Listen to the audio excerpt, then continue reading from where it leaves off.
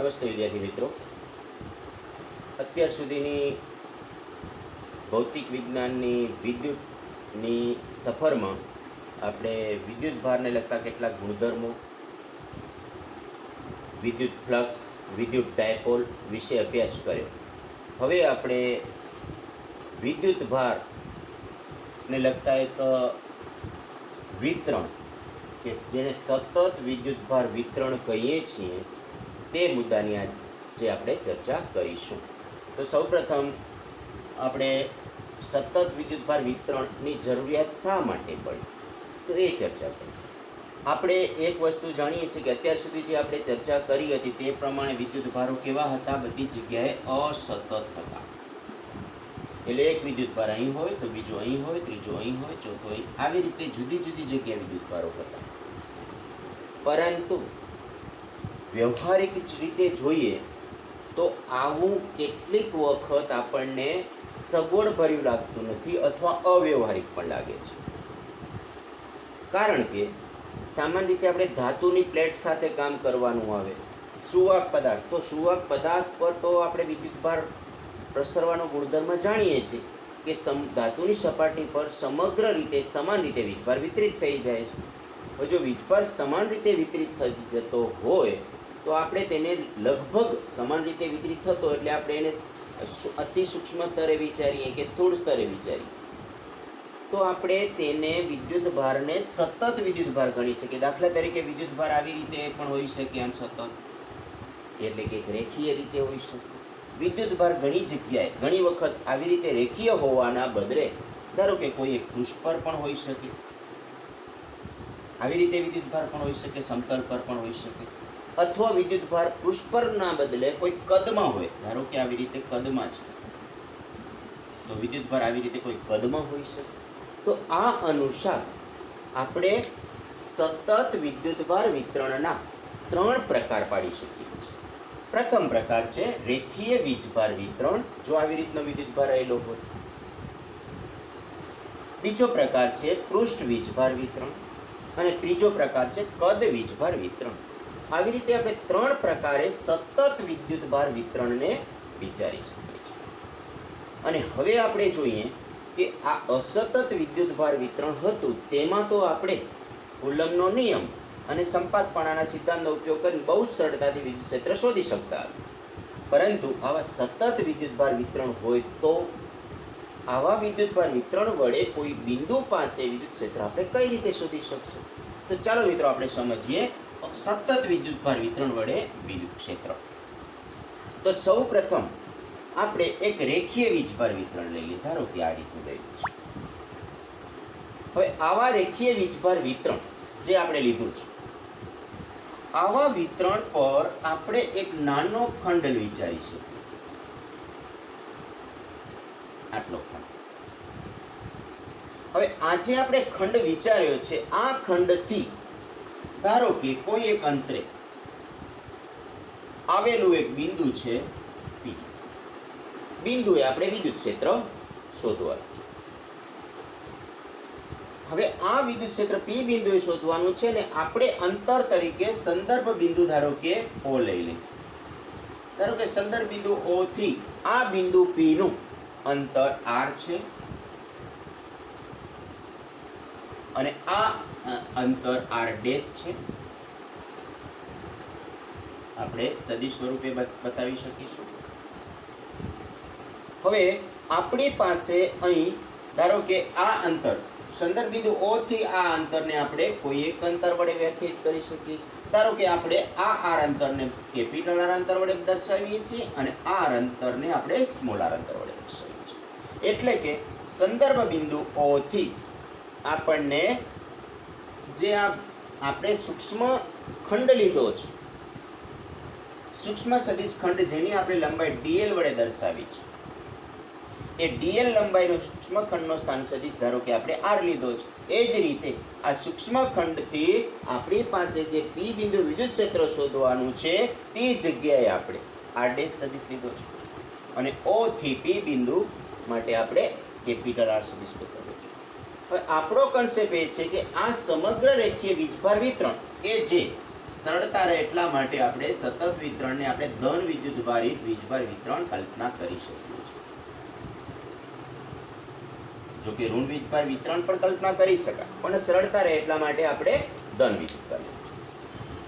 હવે આવા રેખીય વીજભાર વિતરણ વડે આપણે પી બિંદુ પાસે વિદ્યુત ક્ષેત્ર સમજવા પ્રયત્ન કરીએ. કેટલું વિદ્યુત ક્ષેત્ર હશે? તો આપણે જાણીએ છીએ કે આ બિંદુ પાસે ડીએલ ખંડના લીધે વિદ્યુત ક્ષેત્ર ડીએલ અતિ સૂક્ષ્મ ખંડ હોવાના કારણે આપણે તેને બિંદુવત કલ્પના કરી શકીએ છીએ. તો ધારો કે તેના વડે મળતું વિદ્યુત ક્ષેત્ર ડેલ્ટા ઈ બરાબર કે એટલે કે 1/4πε0. જો કે 1/4πε0 ની જગ્યાએ પણ આ તમે કે લખી શકશો, બરાબર. તો અત્યારે આપણે ધારો કે એની જગ્યાએ કે લખ્યું છે. ક્યુ, તો આટલા ભાગમાં આપણને વિદ્યુતભાર કેટલો મળે છે? તો ધારો કે તેટલા ભાગમાં વિદ્યુતભાર ડેલ્ટા ક્યુ જેટલો છે, એટલે કે ક્યુ બાય આર સ્ક્વેર. આપણી પાસે આથી આ અંતર આર છે એટલે કે upon R dash square into વિદ્યુત ક્ષેત્ર સદિશ રાશિ હોવાના કારણે આપણને આ જે સૂક્ષ્મ વિદ્યુત ક્ષેત્ર મળશે તેની દિશા આપણને આરની દિશામાં એટલે કે આરની દિશામાં મળશે. હવે આપણે ડેલ્ટા ક્યુ શું છે? તો તમને ખ્યાલ છે કે આ ડીએલ લંબાઈમાં રહેલો સૂક્ષ્મ વિદ્યુતભાર છે. હવે જો ડીએલ લંબાઈમાં રહેલો વિદ્યુતભાર ડેલ્ટા ક્યુ હોય તો એકમ લંબાઈમાં વિદ્યુતભાર કેટલો હોય? તો આપ સૌ જાણો છો કે એકમ લંબાઈમાં રહેલો વિદ્યુતભાર એટલે કુલ વિદ્યુતભાર ડેલ્ટા ક્યુ અને કુલ અંતર ડેલ્ટા એલ, અને તેને આપણે લેમ્બડા વડે જો દર્શાવીએ તો એક વિદ્યુતભારની રેખીય ઘનતા લેમ્બડા બરાબર delta Q by delta L વડે દર્શાવીશું, જેને આપણે delta Q by delta L ને વીજભારની રેખીય ઘનતા લેમ્બડા કહીશું. તમે સમજી શકો છો, વિચારી શકો છો કે આ જે આની અંદર જે વિદ્યુતભાર છે તે સતત વિતરિત થયેલો છે. હવે આ તો કુલ વિદ્યુત ક્ષેત્ર નથી, આ તો ડેલ્ટા ઈ છે. ડેલ્ટા ઈ એટલે શું? તો આપ સૌ જાણો છો કે આટલી સૂક્ષ્મ લંબાઈના ભાગમાં, સૂક્ષ્મ લંબાઈના ખંડમાં રહેલું વિદ્યુતભાર વડે ઉત્પન્ન થતું પી બિંદુ પાસે વિદ્યુત ક્ષેત્ર. પણ જો આપણે પી બિંદુ પાસે આ સમગ્ર ભાગ વડે વિદ્યુત ક્ષેત્ર શોધવું હોય તો આપણે આ બધા જ ભાગ વડે મળતા વિદ્યુત ક્ષેત્રો, જે બધા વિદ્યુત ક્ષેત્રો મળે છે તે બધા વિદ્યુત ક્ષેત્રનો આપણે શું કરવો પડશે? સરવાળો કરવો પડશે, અને તો આપણને કુલ વિદ્યુત ક્ષેત્ર મળે. એટલે કે જો આપણે ઈ આ બધા સૂક્ષ્મ ભાગ જગ્યાએ delta E one delta E two વગેરે વગેરે શોધીને જો તેનો આપણે સરવાળો લઈએ તો આપણને સરવાળો મળશે સિગ્મા, અને બધા આટલા ભાગમાં બધા. તો આવી રીતે આપણને વિદ્યુતભાર આપણને કોઈ એક સૂક્ષ્મ ખંડ લઈ ત્યાંથી સમગ્ર ભાગ કરવા માટે આપણે સરવાળો કરવો પડશે. હવે આ જ રીતે આપણે વિદ્યુતભાર વિતરણના બીજા પ્રકાર એટલે કે પૃષ્ઠ વીજભાર વિતરણ વિશે શીખીએ. ધારો કે આપણું પૃષ્ઠ વીજભાર વિતરણ આ પ્રકારનું છે. હવે આવા પૃષ્ઠ વીજભાર વિતરણને આપણે અસંખ્ય સૂક્ષ્મ ભાગોમાં વિભાગેલું કલ્પના કરીએ.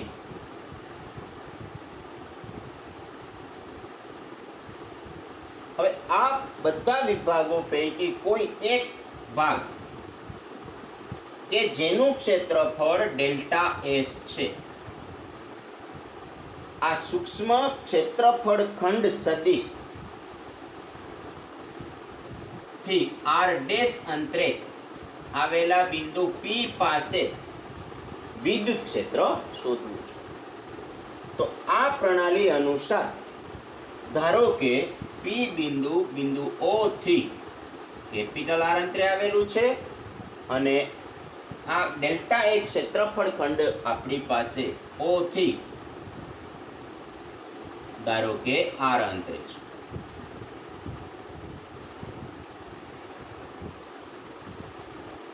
તો આવા કિસ્સામાં ધારો કે ડેલ્ટા એસ ક્ષેત્રફળમાં રહેલો કુલ વિદ્યુતભાર ધારો કે ડેલ્ટા ક્યુ હોય તો એકમ ક્ષેત્રફળ દીઠ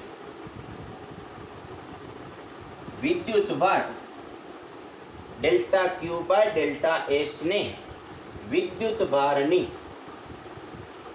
પૃષ્ઠ ઘનતા સિગ્મા વડે આપણે દર્શાવીશું. તો આવી રીતે આપણે સિગ્મા વડે દર્શાવીએ જો વીજભાર પૃષ્ઠ પર વિતરિત થયેલો હોય તો. અને હવે આપણે વીજભારના ત્રીજા પ્રકાર એટલે કે જો વિદ્યુતભાર કદમાં રહેલો હોય તો ધારો કે આપણી પાસે આ એક કોઈક વિદ્યુતભાર વિતરણ છે જે 3 ડાયમેન્શનલી એટલે કે કદમાં રહેલું છે. હવે આવા કદમાં રહેલા વીજભાર વિતરણ વડે આપણે કોઈ એક બિંદુ પાસે વિદ્યુત ક્ષેત્ર શોધવું છે. તો આ કદમાં વીજભાર રહેલ વિતરણને આપણે સૂક્ષ્મ ભાગોમાં કલ્પના કરીએ, જેનો એક ખંડ લઈ નાનો કદખંડ. ધારો કે આ કદખંડ ડેલ્ટા વી છે. હવે આવા સૂક્ષ્મ ડેલ્ટા વી કદખંડ વડે r' અંતરે આવેલા બિંદુ P પાસે વિદ્યુત ક્ષેત્ર શોધવું છે. અને આ બિંદુ P આપણા બિંદુ O થી ધારો કે કેપિટલ R અંતરે રહેલું છે અને O થી ડેલ્ટા V કદખંડ R અંતરે છે. આવા કિસ્સામાં વીજભારની કદ ઘનતા જો આપણે વ્યાખ્યાયિત કરવી હોય તો ધારો કે કુલ વિદ્યુતભાર ડેલ્ટા ક્યુ છે અને તે વિદ્યુતભાર ડેલ્ટા વી કદમાં રહેલો છે. તો ડેલ્ટા એટલે કે એકમ કદ દીઠ વિદ્યુતભારને વીજભારની કદ વીજભાર વિતરણની કદ ઘનતા એટલે કે ρ વડે દર્શાવીશું. અને આપણે આ જે આપણી પાસે ρ મળે છે એના ઉપરથી જો આપણે ડેલ્ટા ક્યુ ને શોધીએ તો ડેલ્ટા ક્યુ બરાબર ρ ઇન્ટુ ડેલ્ટા વી મળે. તો આપણી પાસે જો આ ડેલ્ટા ક્યુ પરથી આપણે વિદ્યુત ક્ષેત્ર શોધવું હોય, જે સમજવું જે આપણે અહીંયા સમજાય એ જ પ્રમાણે, તો એ ભાગમાં રહેલું વિદ્યુત ક્ષેત્રને જો આપણે ડેલ્ટા ઈ વડે દર્શાવીએ તો કે ક્યુ એટલે કે ρ delta V upon r square, એટલે આપણે જાણીએ છીએ કે r ડેશ સ્ક્વેર. અને વિદ્યુત ક્ષેત્ર સદિશ રાશિ હોવાના કારણે જો આપણે સદિશ વડે દર્શાવી તો ઇન્ટુ r ડેશ કેપ. તમે જોઈ શકો છો કે મેં વિદ્યુત ક્ષેત્ર E બરાબર કે ક્યુ બાય r સ્ક્વેર જ લખ્યું છે, કારણ કે આપણે આ સૂક્ષ્મ કદખંડમાં રહેલા વિદ્યુત ભારની વાત કરીએ છીએ. તે વિદ્યુત ભારને લગભગ આપણે બિંદુવત વિચારી શકીએ. હવે આવા સૂક્ષ્મ કદખંડ સતત આવેલા છે, કારણ કે વીજભાર વિતરણ સતત છે. તો આવા સતત વિદ્યુતભાર વિતરણ વડે મળતા બધા જ નાના નાના કદખંડ વડે મળતું કુલ વિદ્યુત ક્ષેત્ર શોધવા માટે આપણે તેનો સરવાળો કરવો પડશે. એટલે કુલ વિદ્યુત ક્ષેત્ર જો આપણે E લઈશું તો આપણે કે સિગ્મા બધા જ આપણને ડેલ્ટા વી જે મળશે તેનો સરવાળો ρ into delta V upon r dash square into r dash cap સદિશ આપણને મળે. અને મિત્રો આપણે એ પણ ધ્યાન રાખીશું કે જો વીજભાર વિતરણ સતત હોય જે આપણી પાસે છે તો સરવાળો જે છે તે સંકલનમાં પરિણમે છે. પરંતુ આપણા બુકની અંદર આપ્યા મુજબ આપણે હાલ પૂરતું અહીં સુધી રાખીશું. એટલે કે વીજભાર વિતરણ જો આપણી પાસે સતત હોય તો તેના 3 પ્રકાર: રેખીય વીજભાર વિતરણ જેની રેખીય ઘનતા લેમ્ડા, પૃષ્ઠ વીજભાર વિતરણ જેની પૃષ્ઠ ઘનતા સિગ્મા, અને કદ વીજભાર વિતરણ જેની કદ ઘનતા ρ મળે છે. હવે આ બધાના આપણે એકમ પણ જોઈ લઈએ. તો આ જે લેમ્ડા જે છે તેનો એકમ આપણને મળશે એસે એકમ કુલમ પર મીટર. પૃષ્ઠ વીજભાર વિતરણ માટે સિગ્માનો જો એકમ મળશે તે આપણને એકમ મળશે કુલમ પર મીટર સ્ક્વેર. અને ρ નો જે એકમ મળશે તે આપણને મળશે કુલમ પર મીટર ક્યુબ. આ ત્રણેય તેના એસઆઈ એકમ છે. તો મિત્રો આજે આપણે સતત વીજભાર વિતરણના 3 પ્રકારો વિશે શીખ્યા. તેના વડે આપણે કઈ રીતે વિદ્યુત ક્ષેત્ર શોધી શકીએ છીએ તે પણ શીખ્યા. અને આમ આપણે ટૂંકમાં કહી શકીએ કે કુલમ્બનો નિયમ અને સંપાતપણાનો સિદ્ધાંત વાપરીને અલગ અલગ અથવા તો સતત વીજભાર વિતરણ કે પછી અંશતઃ સતત અને અંશતઃ અસતત વીજભાર વિતરણ વડે પણ આપણે કોઈ પણ બિંદુએ વિદ્યુત ક્ષેત્ર સરળતાથી શોધી શકીએ છીએ. બરાબર. આમ વીજભાર વિતરણ માટે આપણે વિદ્યુત ક્ષેત્ર કોઈ પણ પ્રકારે મેળવી શકીએ છીએ. હવે આપણે ગૌસનો નિયમ વિશે શીખીશું. હવે આપણે ગૌસના નિયમને સમજવા માટે કોઈ એક 3 ડાયમેન્શનલી ઘોડો લઈ વિચારીએ અને આ ઘોડાના કેન્દ્ર પર સ્મોલ ક્યુ વિદ્યુતભાર રહેલો છે તેમ વિચારીએ. હવે આ ઘોડાની ત્રિજ્યા r છે અને ઘોડાના કેન્દ્ર પર રહેલા ક્યુ વિદ્યુતભારથી r અંતરે આવેલા બિંદુ પાસે આપણે ધારો કે એક ક્ષેત્રફળ ખંડ લઈ લે ડેલ્ટા એસ. જે અગાઉ સમજાવ્યું તે પ્રમાણે તેની દિશા બહારની તરફ અને આ સ્થાનિક પૃષ્ઠને લંબ હશે. અને આ ક્ષેત્રફળ ખંડ પાસે વિદ્યુત ક્ષેત્ર પણ સ્થાનિક પૃષ્ઠને લંબ બહાર જતી દિશામાં, એટલે કે વિદ્યુત ક્ષેત્ર E અને ડેલ્ટા એસ બંને એક જ દિશામાં મળશે. હવે ગૌસના નિયમ પરથી આપણે શીખવાનું શું છે? તો આ સમગ્ર ગોળો જે છે તેની સાથે સંકળાયેલું કુલ ફ્લક્સ કેટલું? ફ્લક્સની વ્યાખ્યા તો આપણે જાણીએ છીએ કે ફાઈ બરાબર, ફ્લક્સની વ્યાખ્યા બીજું કાંઈ નથી, ફાઈ બરાબર E ડોટ ડેલ્ટા એસ. આ ફ્લક્સની સરળતમ વ્યાખ્યા છે. આ વ્યાખ્યાનો ઉપયોગ કરીને આપણે ગૌસનો નિયમ તારવવાનો છે, પણ આપણે ઘોડાને માધ્યમ તરીકે લઈને વિચારીને આપણે ગૌસનો નિયમ સમજીશું.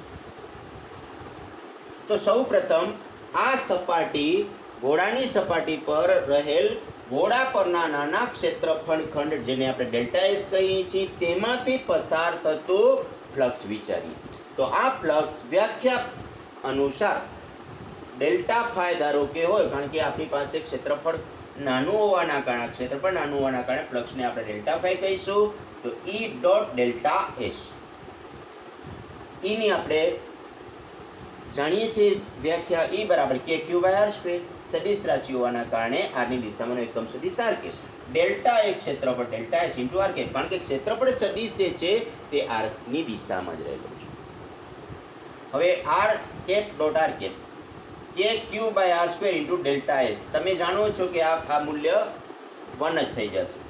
હવે આ તો આપણને જે ફ્લક્સ મળે છે તે ફ્લક્સ માત્ર ને માત્ર ડેલ્ટા એસ ક્ષેત્રફળમાંથી મળે છે, પણ આપણે જો સમગ્ર ઘોડાની સરફેસમાંથી પસાર થતું કુલ ફ્લક્સ શોધવું હોય તો આ કુલ ફ્લક્સ આપણે શોધવા માટે ફાઈ બરાબર સરવાળો લેવો પડશે, એટલે કે સિગ્મા સંકેતનો ઉપયોગ કરીશું. સિગ્મા ડેલ્ટા ફાઈ વડે મળશે. કિંમત મૂકીએ છીએ ડેલ્ટા ફાઈની તો KQ બાય R સ્ક્વેર, જે કોમન નીકળશે, કોઈ રીતે આધારિત નથી બીજા પદ પર. સિગ્મા ઇન્ટુ ડેલ્ટા એસ, અને આપણે બધા ડેલ્ટા એસ ક્ષેત્રફળ ખંડો જે આની પૃષ્ઠ પર આપણે કલ્પના કરીશું તેનો સરવાળો કરીશું. તો ફાઈ બરાબર KQ by R square into S. આ એસ શું છે? તો આ સમગ્ર જે સરફેસ છે, ઘોડાની સપાટી છે, તેનું કુલ ક્ષેત્રફળ એસ લેવું છે. અને આપણે જાણીએ છીએ કે ઘોડાની સપાટીનું ક્ષેત્રફળ 4 પાઈ R સ્ક્વેર થાય. યાદ રાખજો, અહીં ઘનફળ નથી, 4 પાઈ R સ્ક્વેર ક્ષેત્રફળ છે. એટલે 4 પાઈ R સ્ક્વેર આપણે મૂકીશું એસની જગ્યાએ, તો 4 pi R square Q by R square as it is રાખ્યા, અને K ની કિંમત મૂકી 1/4 પાઈ એપ્સિલોન 0. 4 પાઈ કટ થશે, R સ્ક્વેર કટ થશે, એટલે કે Q અને એપ્સિલોન 0 જ માત્ર બાકી રહેશે, એટલે કે કુલ ફ્લક્સ ફાઈ બરાબર Q બાય એપ્સિલોન 0 આવે. તમે આ વસ્તુ જોઈ શકો છો કે સમગ્ર ગોળાની સપાટીમાંથી પસાર થતું કુલ ફ્લક્સ એ આપણને એ ઘોડા વડે ઘેરાયેલી કુલ વિદ્યુતભાર Q અને શૂન્યાવકાશની પરમિટિવિટી એપ્સિલોન 0 ના ગુણોત્તર જેટલું હોય છે. એટલે કે જો આના પરથી આપણે ગૌસના નિયમનું આપણે વિધાન કરવું હોય તો આપણે વિધાન એવી રીતે સમજી શકશું કે આ ઘોડો એટલે બંધ સપાટી છે. એટલે કોઈ એક બંધ સપાટી સાથે સંકળાયેલું કુલ વિદ્યુત ફ્લક્સ એ તે બંધ સપાટી વડે ઘેરાયેલા કુલ વિદ્યુતભાર અને એપ્સિલોન 0 એટલે કે શૂન્યાવકાશની પરમિટિવિટી ના ગુણોત્તર જેટલું હોય છે. અને આ વિધાનને મિત્રો આપણે ગોસના નિયમ તરીકે ઓળખીશું, જે આપણા માટે હવે પછી આ પ્રકરણમાં ગોસનો નિયમ આપણને ખૂબ મદદ કરશે, કારણ કે દાખલા અને MCQમાં આનો ખૂબ જ ઉપયોગ થશે. તો આજે આપણે વીજભારના સતત વિતરણ અને આપણે ગોસના નિયમ વિશે સમજ્યા, અને આશા રાખું છું કે તમે આને બરાબર સમજી ગયા હશો. યાદ રાખજો, હવે પછી આપણે ગોસના નિયમના ઉપયોગો જ્યારે કરીશું ત્યારે આનો ખૂબ ઉપયોગ આવશે, એટલે બરાબર રીતે આ ટોપિકને રિવાઇઝ કરી લેજો. નમસ્કાર.